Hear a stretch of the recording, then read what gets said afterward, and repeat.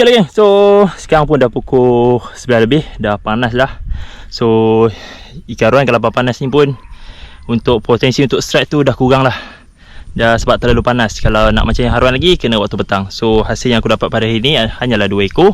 Seekor saiz nak dekat hampir 1 kilo ataupun 1 kilo, dan lagi seekor tu lebih kurang 3 ke 400 gram lah. Aku pakai rod ni Nikon Sakura 612 LB, reel BFF daripada Imuran Insert AR Venom, dan tali 8 pound lah, serta leader 30 pound daripada Dr. Break. Umpan aku pakai hanyalah SP daripada Sawadi. So inilah hasil aku.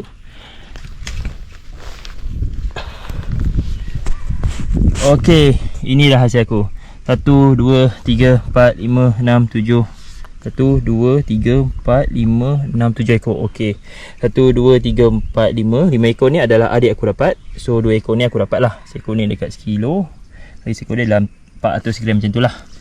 So guys, jangan lupa like, share dan subscribe Fendi Fishing untuk layan video selanjutnya. Okey, check it out, layan je.